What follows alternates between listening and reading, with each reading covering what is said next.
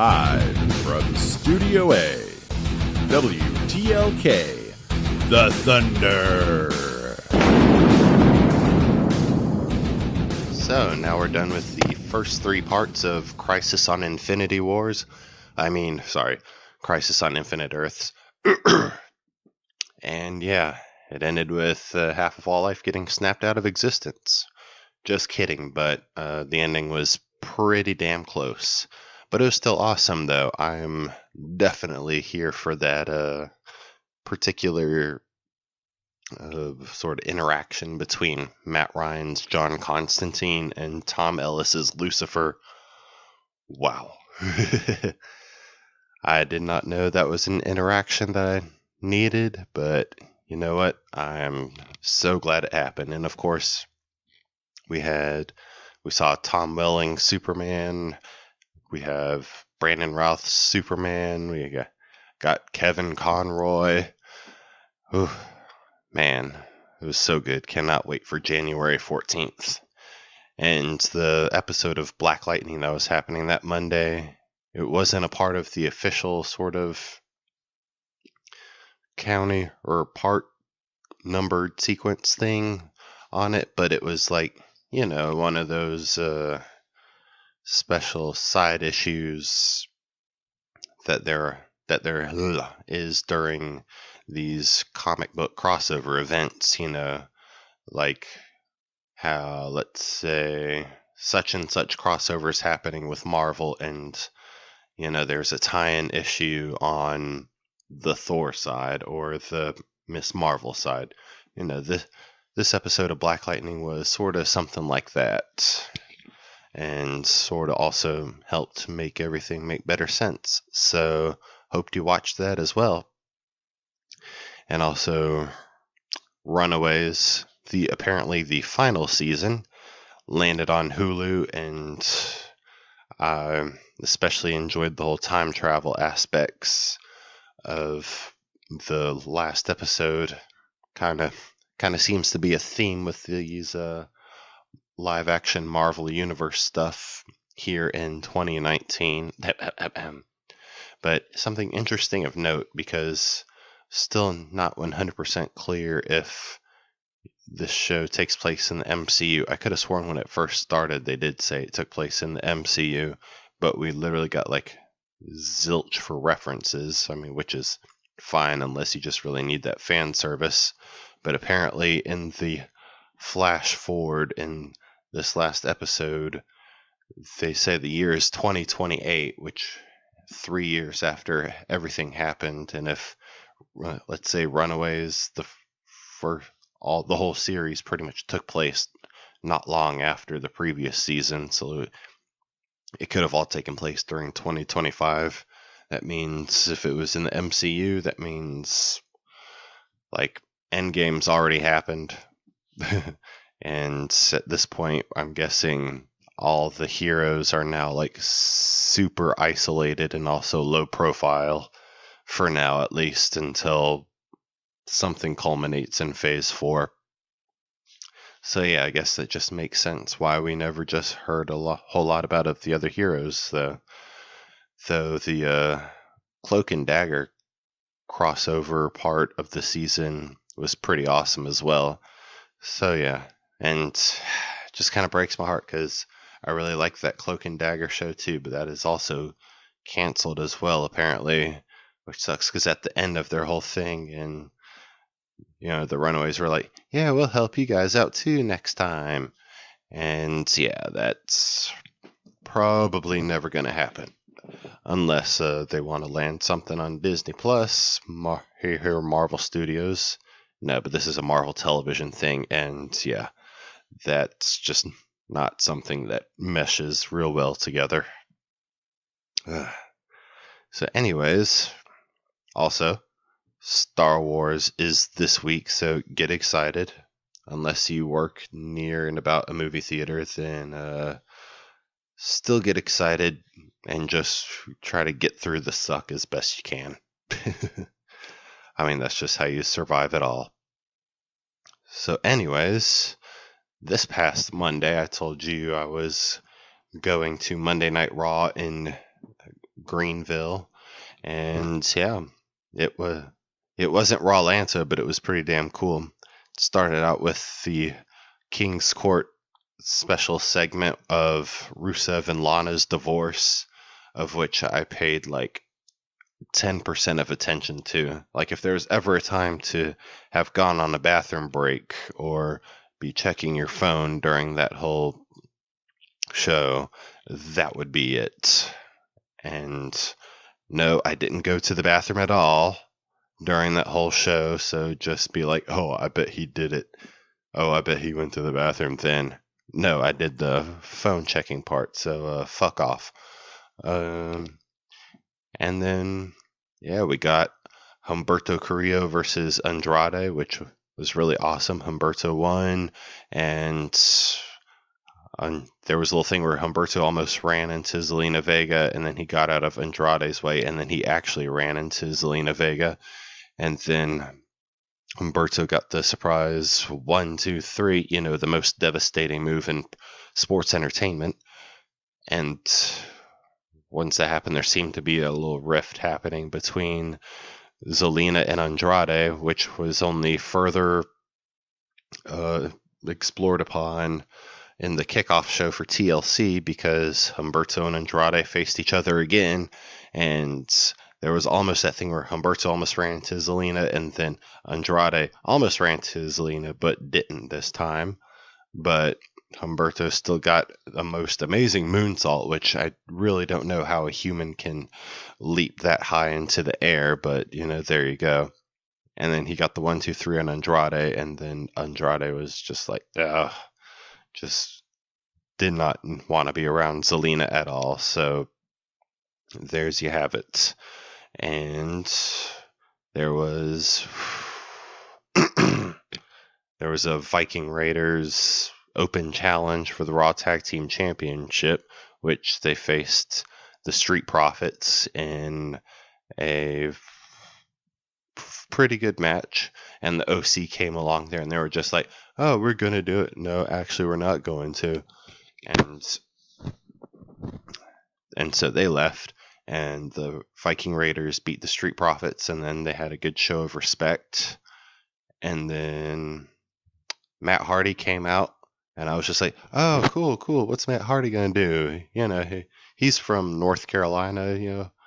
What's he going to do? Because, Jeff Hardy was at that SmackDown house show in that same building back in February and got a good win over Samoa Joe then. So what's going to happen here? Fucking Drew McIntyre came out. And yeah, Drew insulted Matt's family and Matt's newborn child, and then fucking beat the shit out of him. So yeah. And then Kevin Owens was out in the ring, and then who else but his old best friend Sami Zayn came out to talk to him, to which I was yelling at Sami, you don't even go here, which Sami didn't hear because I was in section 101, but I didn't yell anything derogatory at him because I'm not that guy. And then apparently Sami was like kind of managing Mojo Rawley. Like I was just like, and then Kevin stunned Mojo and Sami went away, and I was just like, so you took Mojo out of main event, the pre-show that's like not even televised, like the warm-up show where they have like 2 matches from people who don't really get on TV, and you put Ricochet on one, and you put Ricochet on main event, you put Mojo on the main show for that. Okay. And so Aleister Black nearly beheaded Akira Tozawa with the Black Mass, which, yeah. Actually, I'm not even sure if Akira Tozawa still has his head or not, honestly.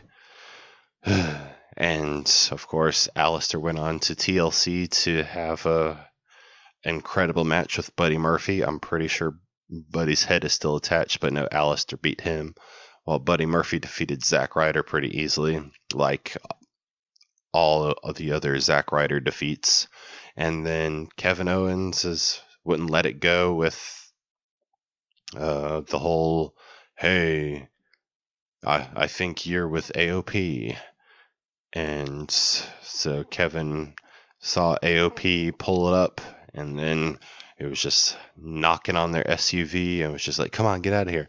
And then he got jumped from behind by AOP, and then the back doors opened, and Seth Rollins was in a chair with his hood up, looking very Emperor Palpatine, and then he curb stomped Kevin Owens. So Seth Rollins, officially bad guy again.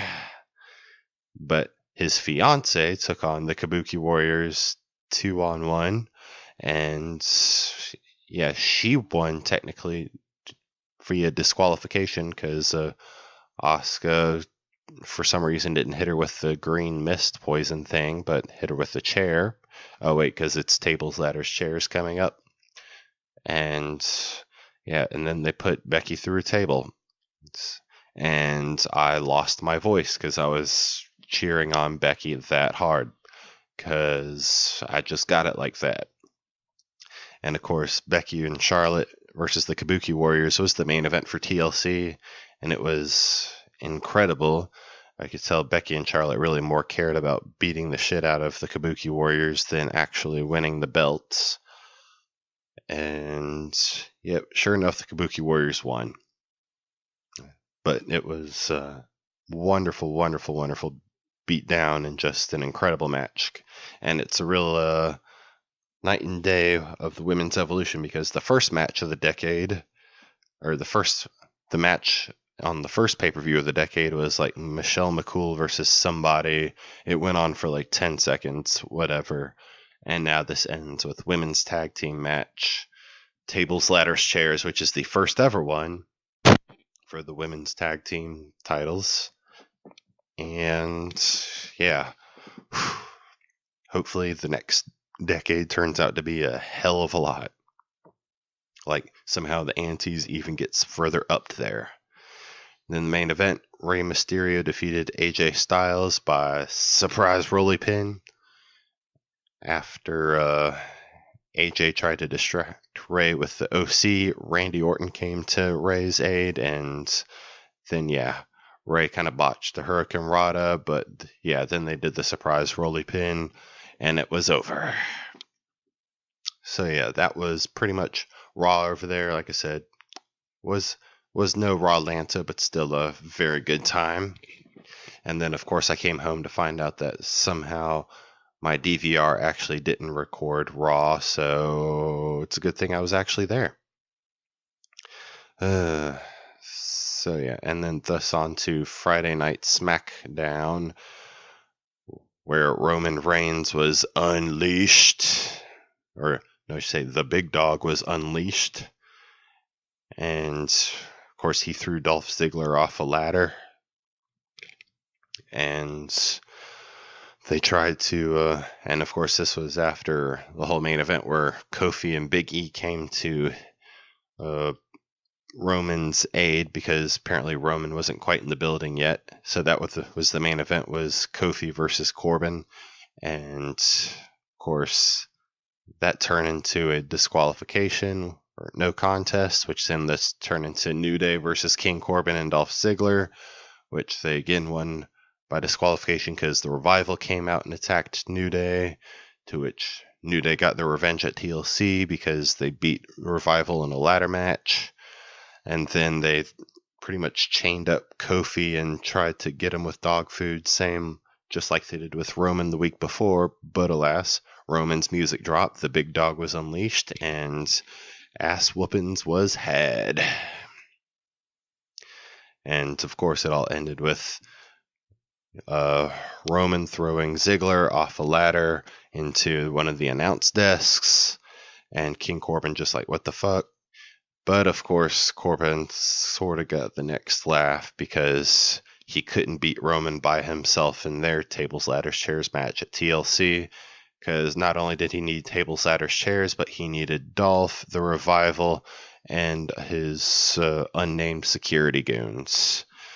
But alas, before and right after the main event, Roman and Corbin set off a big locker room brawl that went from the hallways backstage all the way into like near the crowd out in the arena.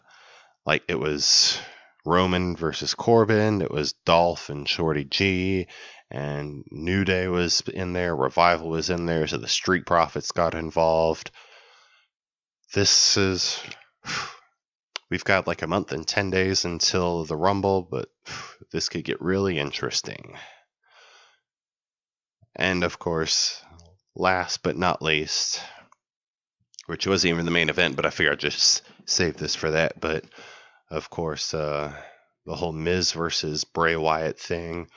Start off with the Miz was at home and was being interviewed by Renee Young, which the Maurice came out with a little tablet that sort of had the camera on the baby's room, and there was a flash of Bray Wyatt saying, "Let me in."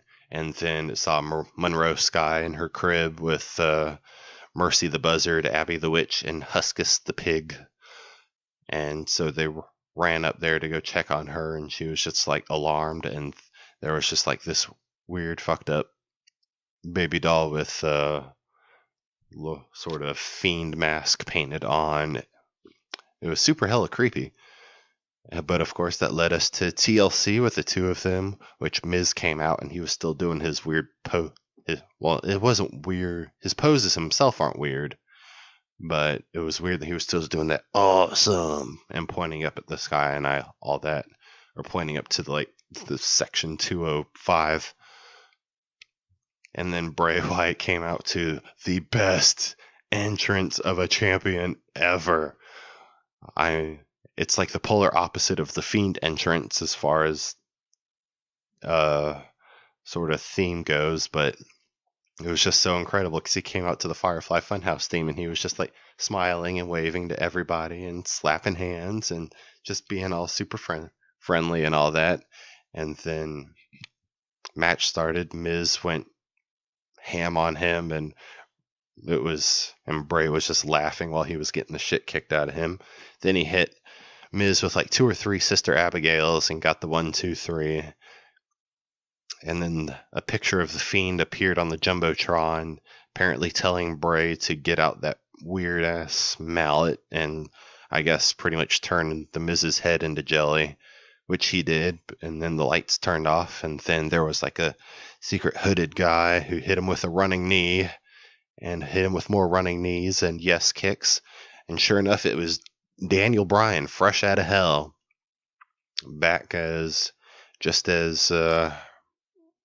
Finn Balor came back as the Prince, who BT Dubs is facing Adam Cole for the NXT Championship this Wednesday.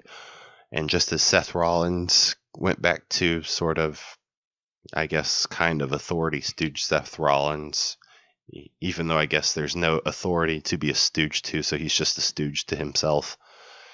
And so yeah, Daniel Bryan's like the fucking American Dragon again, pretty much, who back when he was on Ring of Honor and when NXT was just a TV show.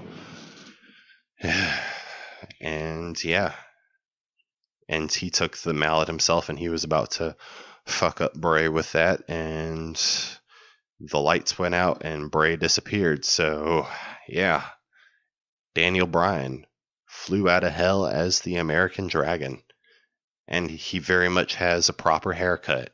That's just like he did when he was the American Dragon, Bryan Danielson. I guess I should say the full title. So yeah, that was all the goings-ons for TLC. Again, we've got a little over a month before the Rumble, so we'll see what happens from there. And this has been WTLK The Thunder. Drink, fight, and make your ancestors proud.